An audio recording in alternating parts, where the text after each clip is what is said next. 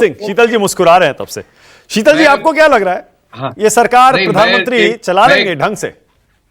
मैं press information bureau का 20 सितंबर 2011 का एक प्रेस नोट पढ़ रहा हूं। ये गवर्नमेंट ऑफ इंडिया का है। OBC reservation to Muslim minorities. The government has already provided reservation to some Muslim communities under other backward classes category.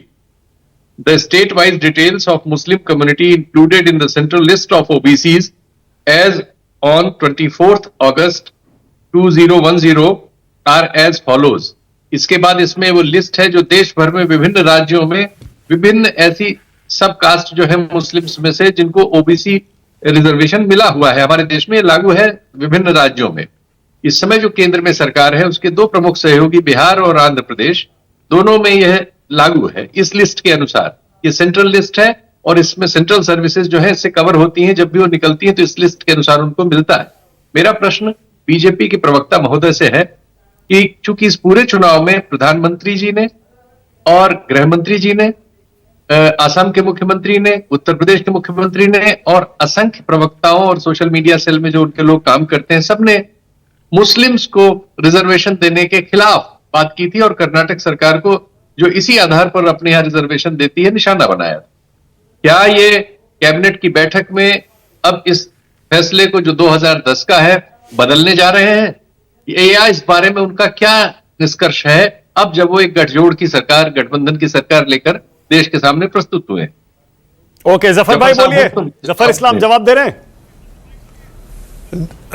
देखिए, अभी बैठक होगी, बैठक के बाद क्या उस पर निर्णय लिया जाता है, क्या उस पर चर्चा होती है, क्या फाइनल फैसला लेती है, उसके बारे में जानकारी सभी को होगी। लेकिन इतना ज़रूर कहना चाहता हूं कि एब्सोल्यूट मैंडेट आता है तो उसमें आपका अधिकार होता है। लेकिन चूंकि पूरे एब्सोल्यूट मैंडेट 275 नहीं आया है और हमारे सहयोगी दल ने ऐसा उनके अपने इसमें डाला है, तो हमें कॉमन मिनिमम प्रोग्राम पे काम करना पड़ेगा। उसमें देखते हैं क्या चर्चा होती है और उस पर क्या, कहाँ पर अंडरस्टैंडिंग होती है, कौन सा एग्रीमेंट होता है, कौन सा नहीं होता है, ये तो वक्त बताएगा। लेकिन as a matter of principle reservation किसी धर्म के बेसिस पे नहीं होना चाहिए। हमारी लड़ाई इस पे, चाहे सिर्फ मुस्लिम धर्म पे नहीं, हिंदू धर्म के नाम पे नहीं, सिख धर्म के नाम पे नहीं, किसी धर्म के नाम पे नहीं, धर्म के नाम पे रिजर्वेशन के खिलाफ है।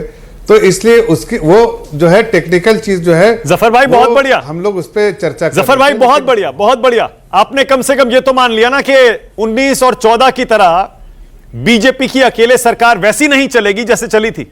इस बार अलग सरकार होगी, मुद्दे अलग होंगे। इस बार कंट्रोवर्शियल इश्यूज जो बीजेपी के कोर एजेंडे में रहते हैं वो नहीं होंगे।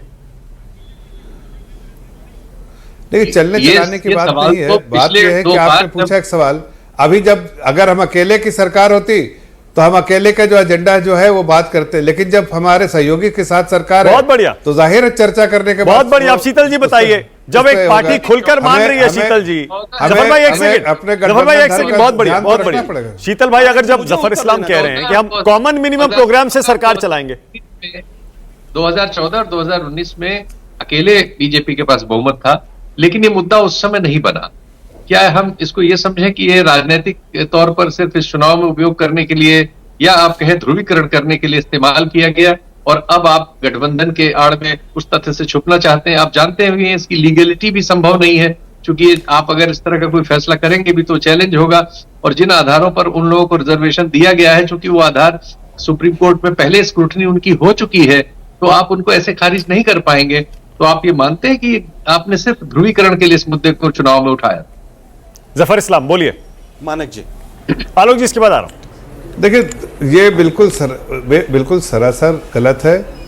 एक जैसे मैंने कहा, एक प्रिंसिपल जो है स्टैंड है। अब ये सुप्रीम कोर्ट और इसकी बात मैं नहीं कह रहा हूं, ये मसला जो है वो एक स्टैंड लेने का है, जो भारतीय जनता पार्टी की लीडरशिप का जो सोचना है वो देश की जनता के नज़रिए में हमने पहुंचाने की कोशिश की कि धर्म के बेसिस पे किसी को रिजर्वेशन नहीं मिलना चाहिए।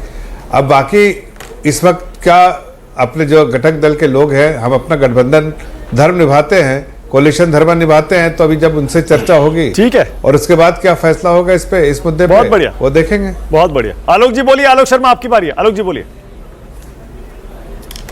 नहीं मानक जी, क्या बढ़िया, बढ़िया, बहुत बढ़िया, बहुत बढ़िया, क्या बढ़िया। क्या आज तक जो रिजर्वेशन है वो धर्म के आधार पर है क्या? वो इकोनॉमिकली सोशल बैकवर्डनेस के आधार पर है। उस एंटायर पॉलिटिकल साइंस वाले व्यक्ति को तो नहीं पता था, जफर भाई को भी नहीं पता, लेकिन कम से कम मीडिया वाले साथी बहुत बढ़िया मैंने बहुत बढ़िया किस बात पर बोला ये तो समझ लीजिए पहले आलोक जी। आप भी शुरू हो जाते हैं बस। मैंने किस बात पर बहुत बढ़िया सुनिए ना भाईजान, एक सुन तो मानक लीजिए। जी मैं शुरू नहीं होता। अरे आप सुन लीजिए मानक जी अभी भी, मानक जी सुनिए मेरी बात। ना आलोक जी, नहीं आप सुन लीजिए, मेरी भी सुन लीजिए 2 मिनट। मैं सबसे कम बोलता हूं अपने शो में, आपने कहा बहुत समय दीजिएगा, बहुत बढ़िया इस बात पर 3 पर्चियां आई हैं, समय दीजिएगा। अरे सुन तो लीजिए, दे रहा हूं, आप ही को समय दे रहा हूं। मैंने बहुत बढ़िया इस बात पर कहा, जफर इस्लाम ने कहा सहयोगी दलों के साथ चर्चा करेंगे, कॉमन मिनिमम प्रोग्राम बनाएंगे। बीजेपी का अकेले बहुमत वाली सरकार नहीं है, तो उन मुद्दों को हम पीछे रखने को तैयार हैं। मैंने इस बात पर बहुत बढ़िया बोला। ठीक है, बहुत यानी कि वो एनडीए के सारे सहयोगी दलों को साथ लेके चलने की बात कर रहे हैं। एक मिनट मानक जी ये कौन सा तरीका हुआ कि अगर हमारा बहुमत होगा तो अब्दुल को टाइट कर देंगे और बहुमत नहीं होगा तो अब्दुल को छूट दे देंगे, और उस पर भी आप बहुत बढ़िया कर रहे हैं। क्या हो गया भाई आप लोगों को?